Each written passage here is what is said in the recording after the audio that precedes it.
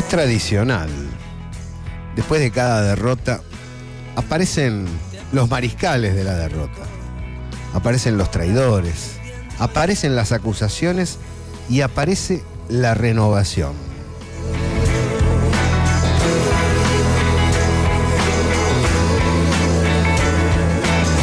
Yo te prometí hacer deporte, pero... Con algunas características muy singulares. Recordando qué ocurrió después del 55, recordando qué ocurrió después del 76, recordando qué ocurrió después del 83, uno se encuentra con un rasgo sutil muy interesante del periodo actual. que toco se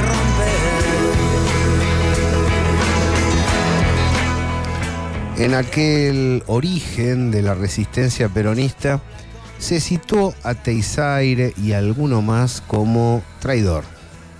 Era acotado. En el 76, muchos peleando, y aún aquellos que pertenecían a la denominada vertiente ortodoxa en Cana, como Lorenzo Miguel o como Isabel Martínez de Perón. Después del año 83, una fuerte impronta de dirigentes que perdieron el rumbo, de acusaciones cruzadas sobre mariscales de la derrota, es decir, equívocos.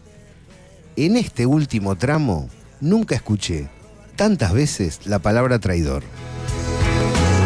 El fuera de juego era evidente y en la frente me escribí tu nombre. Pero no todas las renovaciones son parecidas. El peronismo busca, mirándose hacia adentro, cómo salir del atolladero. ¿Hay posibilidades de unión? Frente para la Victoria, Partido Justicialista, Frente Renovador, aunque más no sea parcialmente. ¿Cómo incide la configuración de una nueva CGT en ese mapa? ¿Qué rol juegan los sindicatos que no están alineados allí?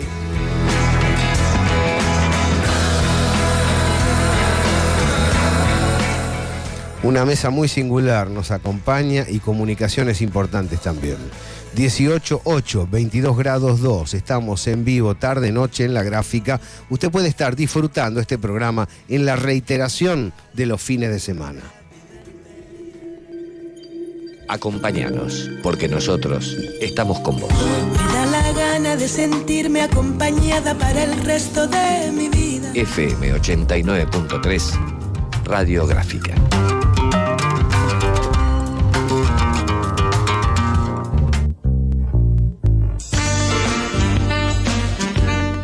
Les habla Gabriel Fernández, está en los controles Julián Pelliza. Aquí me acompaña Ariel Weidman. ¿Cómo estás, Ariel? Muy bien, muy buenas tardes. Leonardo Martín, ¿qué dice usted? Muy buenas tardes para todos. Lautaro Fernández Elem. ¿Qué tal? ¿Cómo están? Ale Vargas en la producción.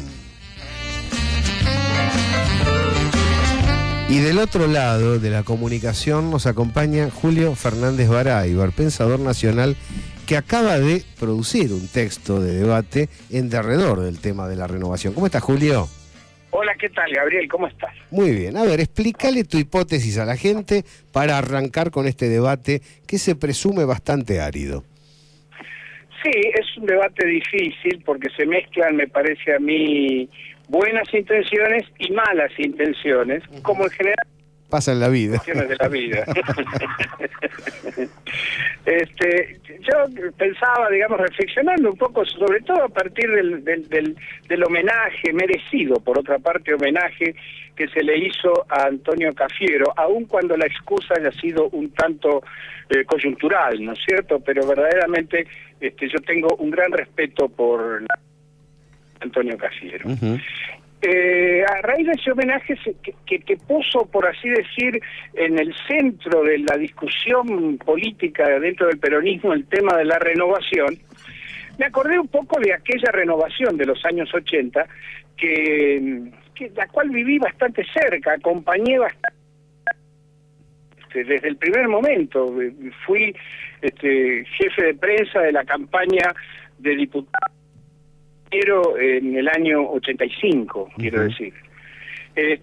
Y entonces me pareció que las comparaciones que se hacían con todo aquel proceso, que fue un proceso que se desarrolló a lo largo de 4 o 5 años, adolecían un poco de superficialidad, porque en aquel periodo de la llamada renovación peronista jugaban también distintos sectores, distintos intereses, distintos puntos de vista, algunos, como era el que pretendían rescatar lo mejor del peronismo, sus mejores tradiciones, las tres históricas banderas del peronismo, adecuándolas a una Argentina que después del proceso y como resultado del proceso de la dictadura cívico-militar había cambiado profundamente, adecuándolas, digo, a ese nuevo espíritu que vivía la época alrededor de la idea de la democracia, ¿no es cierto?, de la libertad de expresión, de las libertades públicas, de una cierta liberalización de las costumbres, inclusive. Imagínate que cuando yo llegué de Suecia, me acuerdo que de un colectivo me quisieron hacer bajar porque llevaba, por ejemplo. Quiero decir, ¿porque llevabas qué? Perdona, no se escuchó porque se cortó. ¿Porque llevabas? Porque llevaba bermudas. Ajá. Porque en 1983, 84, aunque parezca mentira decirlo es así, hoy, sí. Estaba mal visto y considerado irritante y provocativo ponerse bermudas para viajar en colectivo, en pleno verano porteño. Quiero decir que era tan caluroso entonces como ahora. Ha sido siempre un transgresor, Julio. No, quiero decir, el país era un país que había estado metido bajo la bota de hierro de la dictadura militar, sí, y quería respirar en paz, quería que no hubiera censura en el cine, quería que se dijeran todas las cosas que se tenían que decir, etcétera. Sí. Y Cafiero creo que entendió justamente esa situación que vivía el pueblo argentino e hizo un gran esfuerzo político e intelectual para incorporar esas grandes banderas históricas del peronismo a esas nuevas circunstancias espirituales o culturales que vivía la Argentina. Ahora, a ver, Julio, es inevitable introducir esta pregunta. De esa renovación surge Menem. ¿Qué reflexión te merece? Claro, de esa, sí, yo tengo varias cuestiones. De esa renovación surge Menem, surge Eduardo Amadeo, surge Carlos Grosso, surge Manzano. Digo, de esa renovación surge como de la caja de Pandora todo tipo de cosas, como ocurre en todos los procesos políticos. Sí. Había todo un sector, sobre todo expresado por Grosso, por Manzano, por esa figura, que pretendían lo que yo entiendo como una socialdemocratización del peronismo. Pretendía que el peronismo no se diferenciase tanto del discurso alfonsinista, que diluyese un tanto las tres grandes banderas, sobre todo la de la independencia económica, y hace ese lenguaje democratista, antimilitarista, antipresidencialista que caracterizaba al espíritu alfonsiniano de la época. También estaba Menem, que expresaba, a mi modo de ver, otra cosa. Menem más bien expresaba dentro de aquella renovación los sectores del interior del país, los sectores del peronismo del interior del país, y que creo que tenían como referencia política, como una especie de gurú político que los aconsejaba y los orientaba, la figura de quien fue durante tanto tiempo gobernador de la provincia de Catamarca, don Vicente Sadi. Sí. Además, ni Sadi planteaba división, ni tampoco lavaba el discurso, y Menem encarnaba con mucha potencia el peronismo federal muy intensamente. Encarnaba con mucha potencia y con esas patillas que se había dejado crecer, encarnaba de alguna manera esas aspiraciones federales que moraban a los viejos caudillos del interior, ¿no es cierto? Esto lo vivimos los que vivimos esa época. Lo que ocurre después con Menem, yo creo que merece otro análisis. No es un análisis que esté directamente ligado al tema de la renovación, porque inclusive cuando se discute la fórmula electoral, la fórmula presidencial para las elecciones del 89, hay un enfrentamiento entre dos sectores de la propia renovación, que son el encabezado por Menem por un lado y el encabezado por Cafiero por el otro, ¿no es cierto? Pero lo que yo quería insistir es que en aquella renovación lo que había, lo que uno vivía y lo que se podía, en lo que se podía participar era un gran debate de ideas. Se debatían muchas ideas políticas. Discutíamos tirándonos bibliografía por la cabeza, por decirlo de alguna manera.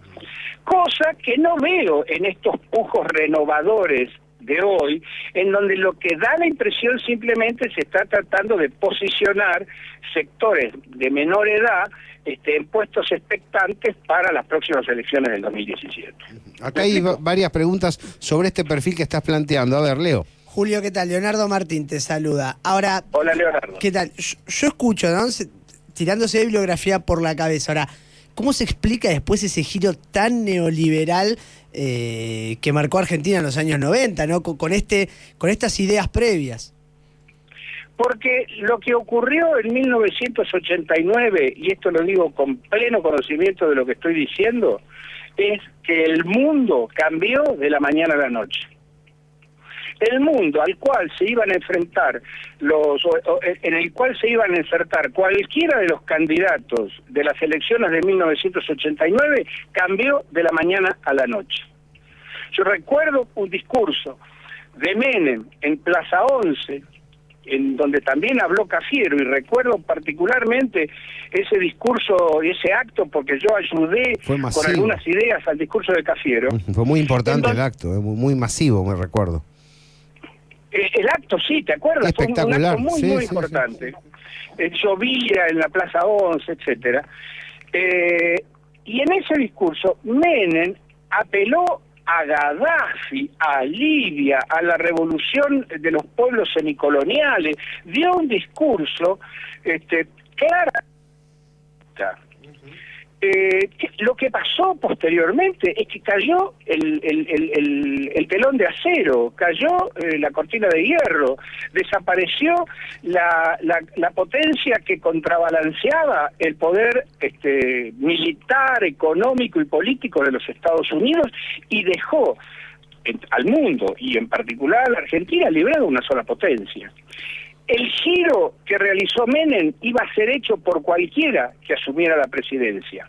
La discusión, en realidad, alrededor del menemismo, y creo que ahí es donde tenemos que centrarnos, y es una discusión que no se ha profundizado suficientemente, es cuál era el grado en profundidad y en el tiempo en que esa política tenía que ser adaptada a las nuevas circunstancias. Claro, posterior. Julio, ¿qué tal? Lautaro Fernández Elem te saluda.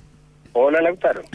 En tu opinión personal, en tu formación política, ¿crees que el rumbo que toma a partir de estas circunstancias que mencionás el gobierno de Carlos Saúl Menem durante los 90 puede ser contenido dentro de esa renovación peronista? A ver, ¿en qué sentido? Entendiendo de alguna manera al peronismo, el rumbo que tomó, ¿es una interpretación de la doctrina peronista o simplemente no lo es? ¿No está dentro de los marcos de lo que puede interpretarse como peronismo? Mira, yo le dejo la actividad del Santo Oficio a la Santa Madre Iglesia y a los cardenales encargados de ello. No está en mí hacer un Santo Oficio de qué es lo que es peronista y qué es lo que no es peronista. Lo que creo yo es lo siguiente. Menem da un giro a la política y a la prédica que se venía realizando hasta ese momento porque cambian las circunstancias. Entiendo que cualquier presidente peronista que hubiera asumido el poder en ese momento hubiera hecho en lo inmediato algo parecido. La profundidad del giro, el dejar ponerse arriba de ese giro para tratar de, digamos así, de utilizar los intereses del país, ya eso en materia de discusiones del menemismo. Yo creo que Menem se excedió en ese giro, vio que eso le servía y le era cómodo para gobernar y no le ofrecía ninguna resistencia externa, se montó sobre eso y dejó hacer. En ese sentido creo que la política llevada adelante, la conducción del Estado y la conducción del partido llevada adelante, no correspondía a la de un verdadero peronista, o por lo menos no correspondía a las enseñanzas de Juan Domingo Perón. Está claro. Pero me refiero básicamente cuestión que se suscita, por así decir, en el primero año o año y medio de la presidencia de Menem. Bien. A partir de allí vamos entonces a lo que vos tomás como perspectiva presente en tu texto, que está ahora publicado en la Señal Medios. A ver, ¿cuáles serían las falencias del actual proceso renovador peronista y qué se podría hacer desde el Movimiento Nacional para mejorar ese debate? Ese debate. En primer lugar, creo que el acento está planteado hoy en esta historia a la renovación, está planteado en un problema de edad. Creo que hay una franja de intendentes y dirigentes que orillan los 45 años, 45, 50 años, que quieren pasar al frente y quieren posicionar. En este sentido, marco en el artículo que vos mencionaste al principio, Gabriel, marco la idea. Cafiero era un hombre que tenía 65 años en ese momento. Decía, era un hombre grande, no era un pibe, no era una nueva promesa. Era un tipo que venía del 17 de octubre de 1945 y que había sido ministro de Perón en la primera presidencia. Que había sido embajador o representante comercial en los Estados Unidos, es decir, que había tenido una participación muy importante en el seno de los primeros gobiernos peronistas, de modo tal que era lo que se llamaba entonces un peronista histórico. Hoy me da la impresión de que las discusiones están dadas por estos, sobre todo en la provincia de Buenos Aires, por estos intendentes que tienen un manejo y un control de su territorio político, de su territorio, y que quieren pasar al frente sin proponer ideas y dejando traslucir que las mejores ideas serían aquellas que menos confronten con el gobierno de Macri, sobre todo en el plano económico. Y ahí es donde creo que los peronistas tenemos que dar un profundo y amplio debate como el que dimos en Formosa hace un mes y medio.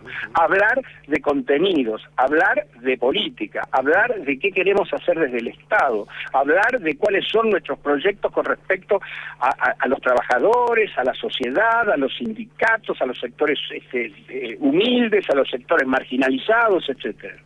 Me parece que si no lo planteamos con ese contenido, queda como una cosa formal en la que lo único que se pretende hacer es: nosotros somos iguales a Macri, pero tenemos más idea y queremos beneficiar un poco más a los pobres. Y el peronismo no es eso solamente.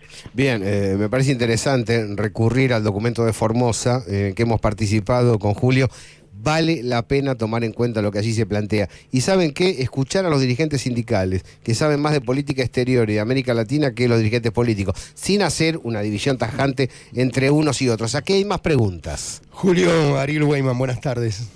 Hola, ¿qué tal? Bien, creo que también dentro de estos temas que deben estar bajo el profundo debate, yo no lo llamaría, no sé si renovación, no renovación, lo sacaría, digamos, de alguna manera de esa caracterización, pero más allá creo que hay que contemplar algo que tiene que ver con nuestra propia realidad, y que no es específicamente una realidad argentina, es que casi la mitad de los trabajadores están fuera del sistema formal laboral. Un reconocimiento que ha llegado y que ha tardado aproximadamente un cuarto de siglo para tener una verdadera consideración de carácter colectivo, ¿no? Habría que poner ahí, porque cuando hablamos de los trabajadores, ¿de qué estamos hablando? ¿Puedes decir que eso incide, ¿no?, sobre la configuración del movimiento, Ariel? Yo creo que sí. Yo creo que sí, que esto también quizás tenga que ser un... Te digo que de todos modos estamos bastante mejor que lo que estábamos en los 90, donde no estaban fuera, sino que estaban fuera de todo mercado laboral. Sí, a mí me parece, intentando entender lo que dice el amigo, los sindicatos, el movimiento obrero organizado, como se dice, tuvo reacciones muy lentas para incorporar en su seno la problemática de la desocupación y de los desocupados. En los años 80, con el alfonsinismo, discutíamos con algunos amigos acerca de por qué los sindicatos no se planteaban estructuras que nucleasen y que, digamos así, guarneciesen a todo ese mundo que había ido quedando fuera de la fábrica, fuera de, digamos así, de las plantillas oficiales del trabajo. ¿no es cierto? Y creo que ha sido muy lento ese proceso. Recién, diríamos, ahora, si bien Ubaldini en aquellos años también expresaba a esos sectores, además de los sectores sindicalizados, o por lo menos esos sectores marginalizados, de alguna manera interpretados por el discurso de Saúl Ubaldini, recién en los últimos años ha habido un reconocimiento de que es deber o tarea de los sindicatos preocuparse por los trabajadores no formales, los trabajadores no sindicalizados o los trabajadores en negro, e inclusive por los desocupados, porque en general muchos de esos desocupados son desocupados de algún sindicato, que trabajaban en algún lugar donde había un sindicato. Sí. Entonces creo yo que la responsabilidad de los sindicatos ha comenzado a extenderse, y prueba de ello, me animo a decir, es esta importantísima reunión que tuvo el triunvirato de la CGT con los movimientos sociales, porque los movimientos sociales, ante la ausencia de sindicatos, se convirtieron de alguna manera en el sindicato de los no sindicatos. Claro. Trabajadores informales o de los desocupados. En realidad generando una instancia organizativa superior, ¿no? Para la experiencia latinoamericana, porque uno ha dicho, y lo refrendo hoy, nueva, digamos, aquí no hay maras ni organizaciones delictivas masivas con identidad, claro, y bandera y escudo, porque hay MTD, porque hay organizaciones sociales. Porque hay organizaciones sociales, esto es evidente.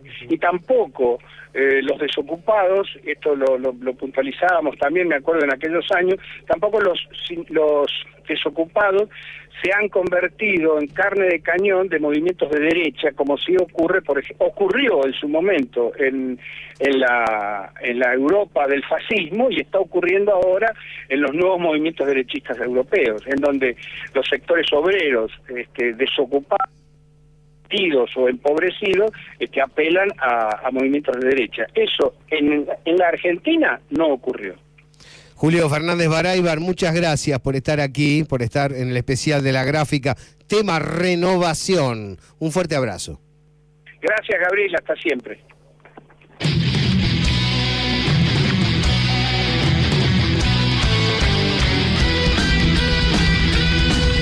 ...4116-2848... Facebook, La Señal Medios, Radiográfica, El Personal.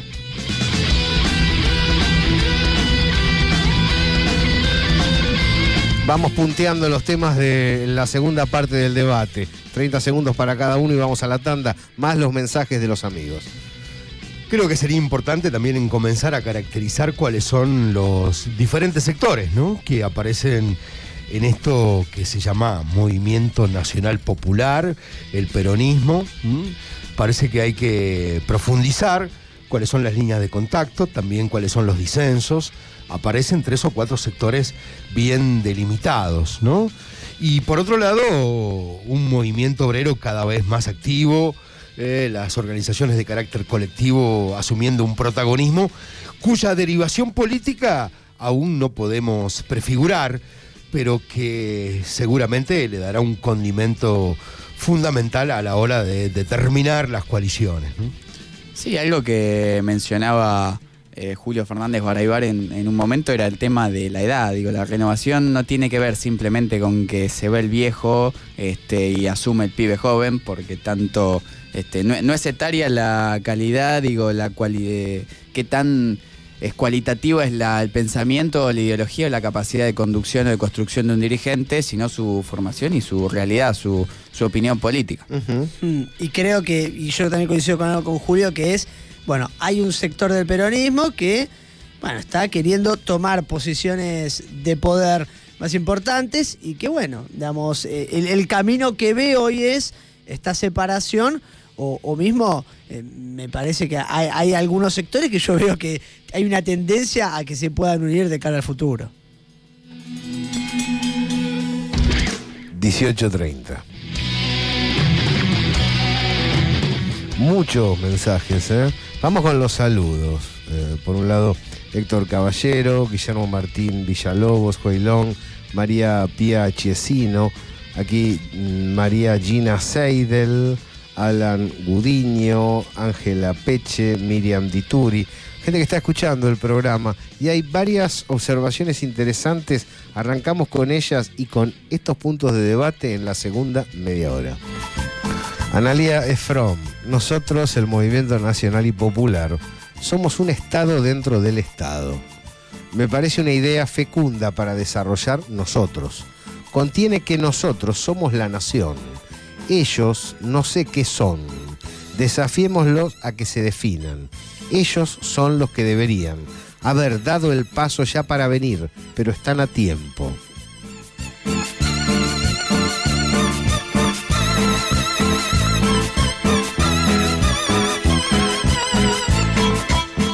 Guillermo Martín Villalobos.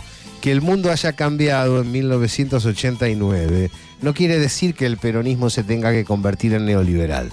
Me parece que Menem no hizo el giro que todos hubieran hecho, sino el giro que ese sector del peronismo decidió hacer para encuadrarse en el proyecto de las clases dominantes.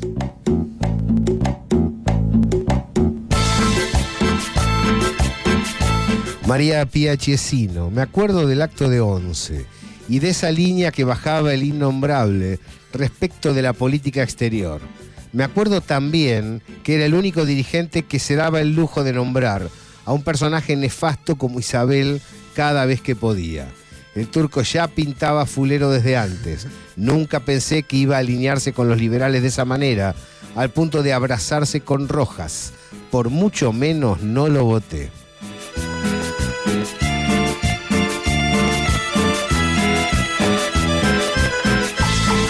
Úrsula Asta, el proyecto de la derecha es tirar, derribar a Dilma e inviabilizar a Lula, porque si hoy hubiese elecciones, Lula sería otra vez presidente. El golpe incluye al sector transnacional, pero también sectores del Parlamento de Brasil y de la justicia para inviabilizar a Lula. Ese es el gran riesgo para ellos, porque si Lula fuera de nuevo candidato, sería presidente. Es la voluntad del pueblo.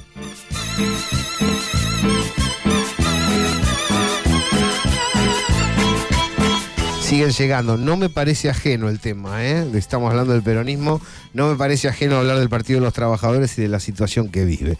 Ahora bien, ¿es posible la unidad Frente para la Victoria PJ, Frente Renovador, o por lo menos un sector del Frente Renovador? Punto 1. Segundo, ¿se puede ignorar que Cristina es la que tiene más votos de todos estos sectores? ¿Estoy acertado? ¿Estoy equivocado? ¿Qué piensan? Creo que la unidad es factible, pero de algún modo el mapa expresa, por un lado... ¿Es deseable? Porque Gioja, ¿vieron las declaraciones de Gioja? Dice, no quiero ir con Massa. No quiero hablar con Massa. Me sorprendió, porque eso podía esperarlo de otros sectores, pero tal vez Gioja avanzó fuerte en esa dirección. Y quizás Gioja expresa también una línea que viene del Vaticano, me parece, ¿no?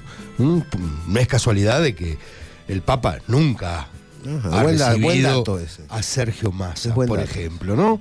Y me parece que el alineamiento doctrinario con el Vaticano por parte del diputado Gioja, ex gobernador, es ampliamente reconocido, ¿no? El Papa se ha negado a recibir a Sergio Massa. A partir de ahí se abre una serie de interrogantes. Yo creo que la unidad es factible, siempre es factible.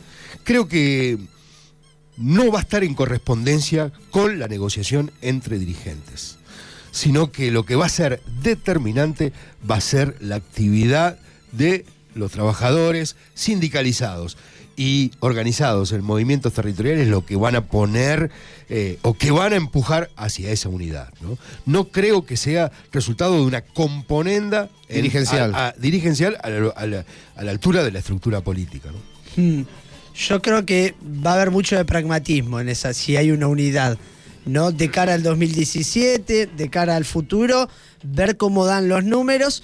Y a partir de ver esas realidades de los números, me parece que se pueden dar determinados acercamientos. Está claro que hay un sector amplio del peronismo, que no es el Frente Renovador, que está separado hoy de lo que era el kirchnerismo, al que entiende que además tuvo un comportamiento muy sectario, y marcó muy fuerte la cancha y quién entraba y quién no dentro de ese kirchnerismo.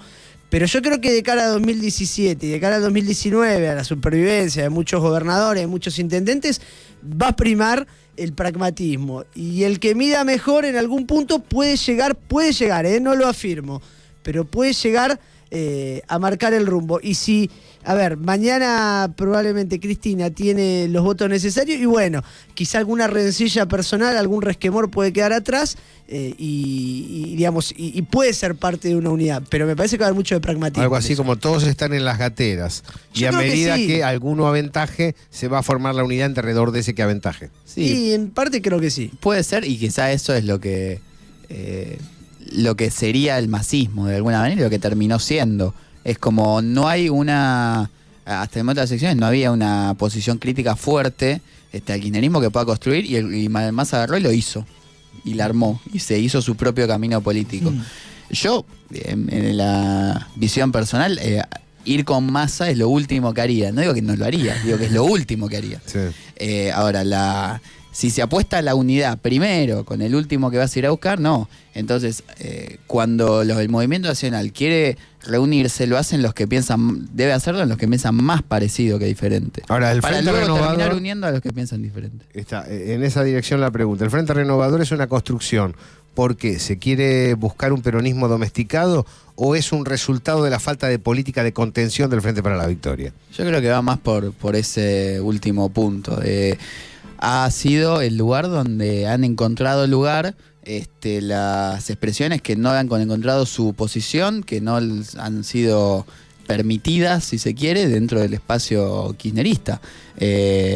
Ha sido, además, yo creo que además hay que darse un trabajo del Movimiento Nacional de ir a buscar hacia adentro del Frente Renovador, no ir a buscar al masismo. A la cabeza. Hay que ir a buscar a Esmata, hay que ir a buscar a Facundo Moyano, hay que ir a buscar a un montón de dirigentes que están más cercanos de ese espacio en una cuestión institucional. No es que si traes a Massa implica tener al conjunto del Movimiento Nacional unido. Se puede traer, mal dicho, se puede vaciar de a Massa su contenido, porque puesto que la mayoría de sus integrantes vienen de una corriente mucho más cercana al Movimiento Nacional que al movimiento centro-derecha neoliberal de Sergio Massa. Comparto lo que dice aquí Fernández Elem, y esto presupone que hay una heterogeneidad estructural en el Frente Renovador, así como lo hay también en el kirchnerismo, pero en el Frente Renovador hay una heterogeneidad. Esto no quiere decir de que ahí también no anide un proyecto político que tiene que ver con un sesgo mucho más conservador para la Argentina. Y en algún punto diría hasta neoliberal. Yo creo que no, una cosa no quita la otra, ¿no? Que de alguna manera han confluido ahí una cantidad de sectores que desde el kirchnerismo no pudimos contener. Pero al mismo tiempo también no solamente se mueven por pragmatismo, sino también que ese pragmatismo pone en juego también lógicas de poder, el para qué. No se trata solamente de estar arriba porque hay que estar arriba, sino que también expresa, por lo menos hay un núcleo que así lo expresa.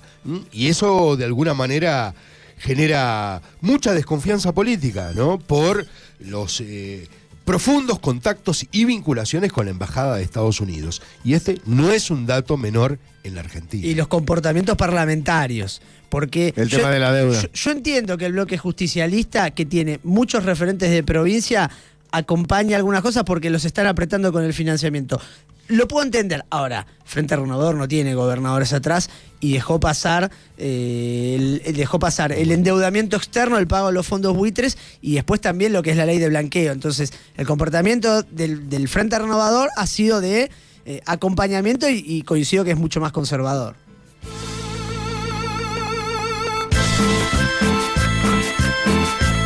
...18:44... Me pregunto cómo incidirá el entorno, la crisis y el ajuste sobre la unidad del peronismo.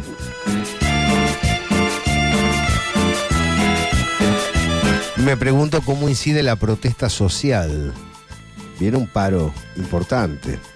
Ha habido marchas trascendentes.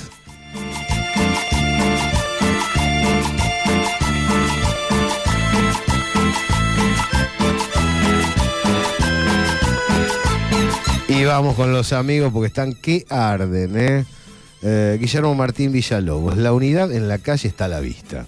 Mientras las movilizaciones tratan de frenar el avance del gobierno de los ricos, muchos dirigentes solo parecen ocuparse de las elecciones del año que viene o en garantizarle la gobernabilidad al gobierno. El tema es el proyecto que nos une.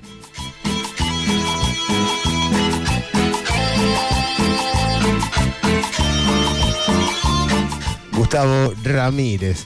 Cristina es la que mejor mide y quien más votos tiene, pero no termina de asumir el rol político de su liderazgo.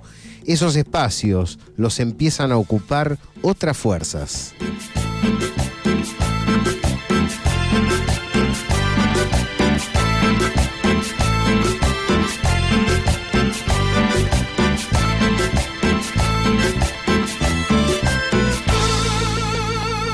La gente de la Federación Gráfica Bonaerense que se comunica para recordar que el jueves 15, homenaje al negro Atilio López en la Federación Gráfica Bonaerense, Paseo Colón 731. Recordamos, bueno, Atilio López, otra mirada, otra visión para tomar en cuenta en este presente. María Pía Chesino. Deben estar en las gateras esperando a ver qué hace Cristina. Además, porque llega a decir que quiere encabezar una lista y todos estos payasos se van a laburar al Circo Rodas.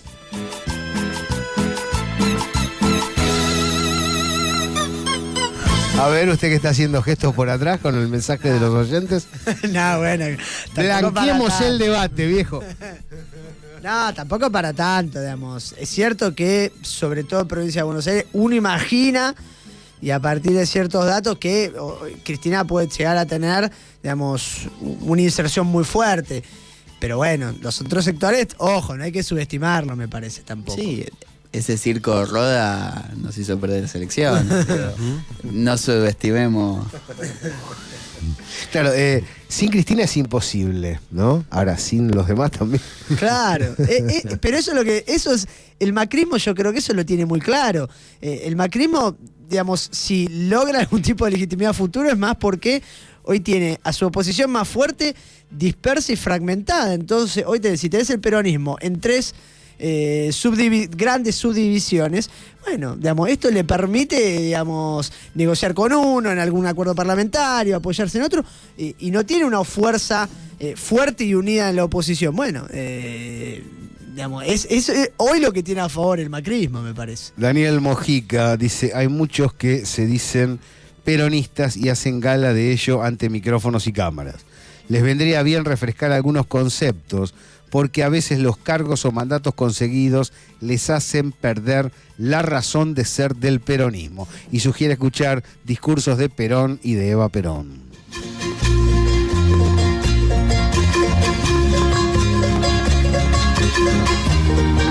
Tenemos todos los géneros. Todos los géneros.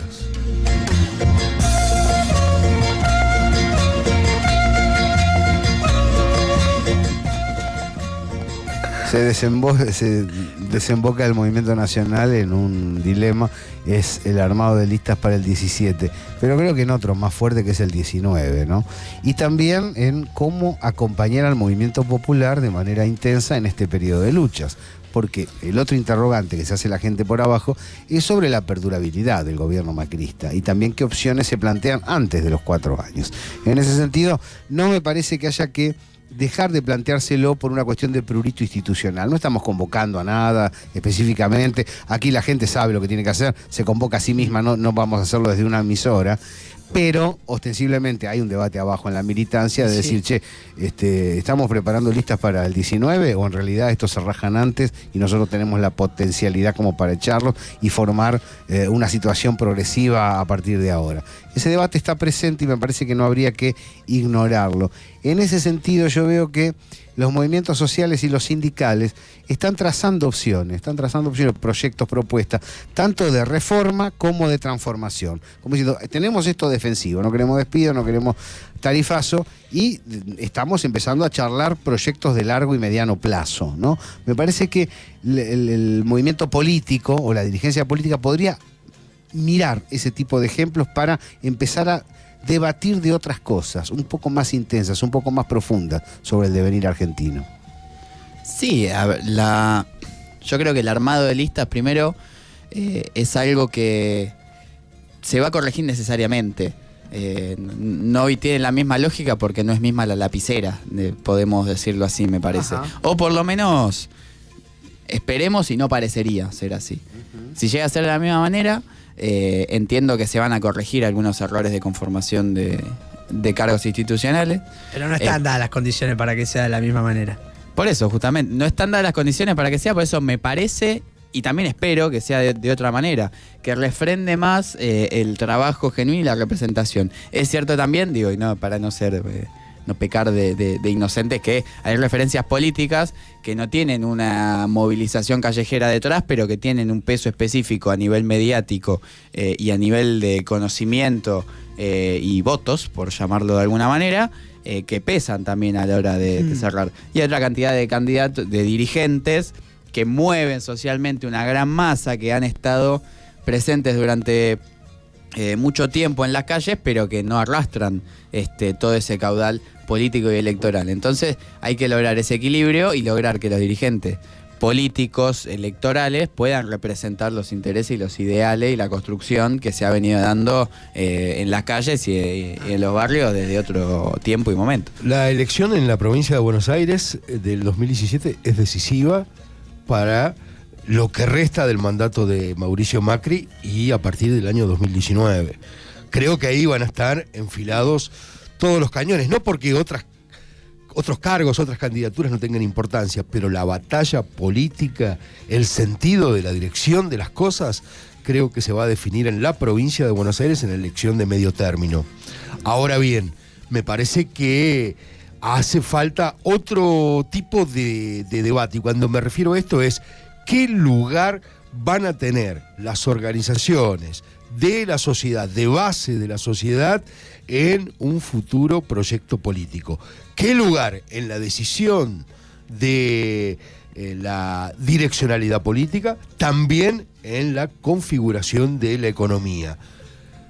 El proceso, el balance, el importante balance de los 12 años indica de que el Estado se recuperó el rol del Estado, que el Estado capturó renta, distribuyó la riqueza, pero cuando hubo crisis internacional, el Estado dejó de recaudar tanto, el proyecto empezó a languidecer. De alguna manera creo que es responsabilidad de esas organizaciones, de todo tipo, de base de la sociedad, poder encarnar un debate que hacia adelante de cómo enhebrar un nuevo proyecto político, ¿no? Nos quedan 30 segunditos para arrancar el cierre. Leo, ¿te queda alguna reflexión aquí? Bueno, en lo que decía Ariel, es cierto. Ahora, ¿cuántos de los sectores que hoy representan al peronismo dan lugar a ese tipo de discusión? Vamos, es una pregunta. Hay muchos mensajes, no queremos dejar a nadie afuera. Estamos en el último tramo de este especial, bien debatido, 22 grados. Para Buenos Aires, el mejor aire te lo ofrece Radiográfica. Radiográfica FM 89.3 para todo el mundo.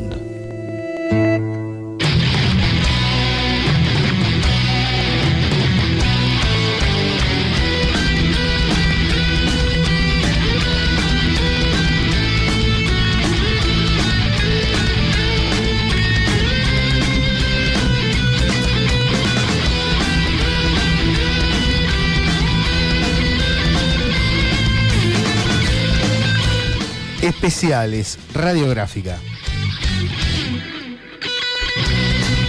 1854, María Pía Chesino. Ojo, no minimizo la responsabilidad que le cabe en la derrota, que es altísima. Lo que no soporto es a la dirigencia que quiere manejarse como si ella no existiera. Y fíjense el dardo que viene ahora. Gustavo Ramírez. ¿Cristina hoy se siente peronista? ¿Cuál es su rol?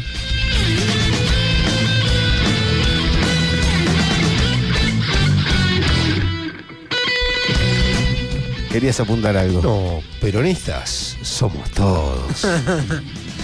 Carlos Pese, hola Gabriel, nuevamente, qué buen programa el de hoy, la temática, los planteos, muy interesante y da para reflexionar.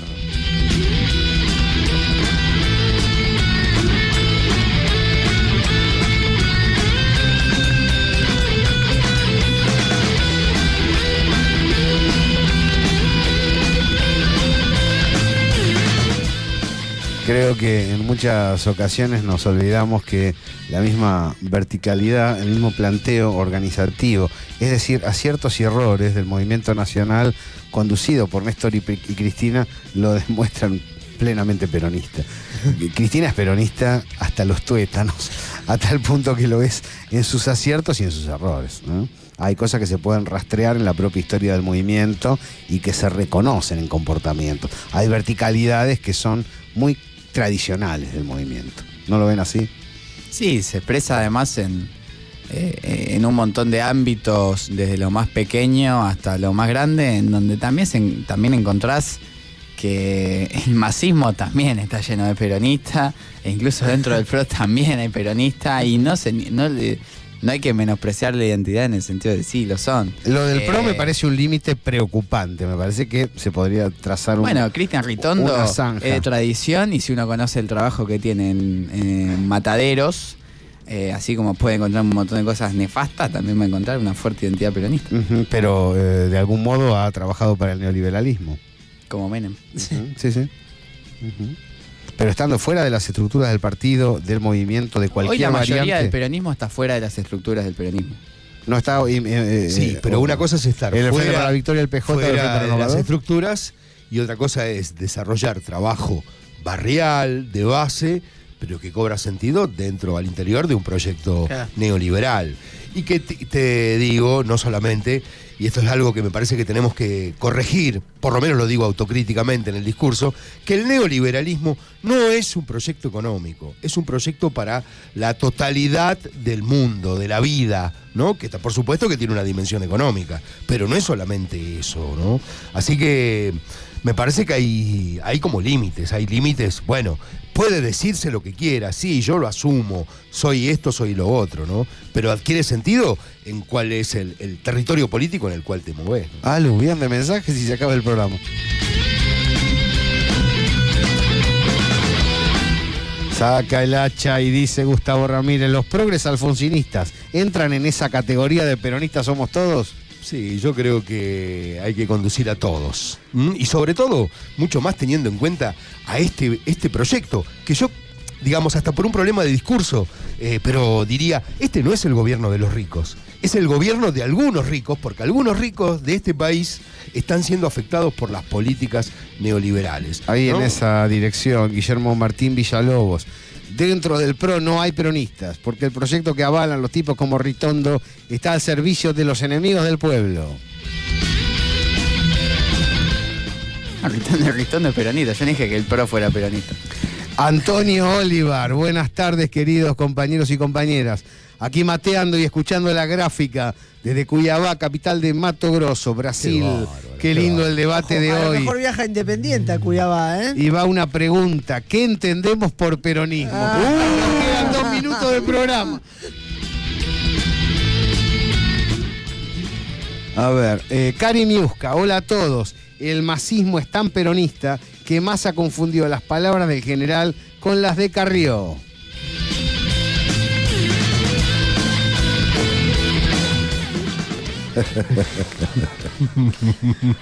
Bueno, ahora empieza yo la creo parte, la segunda hora, que es el peronismo. Claro. 2 días, 48 horas tomo seguidas 2. el programa. Hasta el domingo a las 7 de la Y tarde. logramos la división definitiva del campo nacional y popular.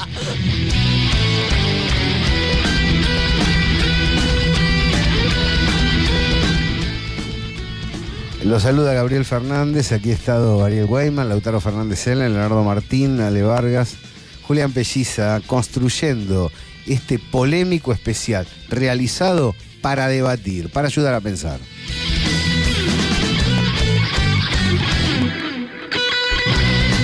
Sigan la gráfica.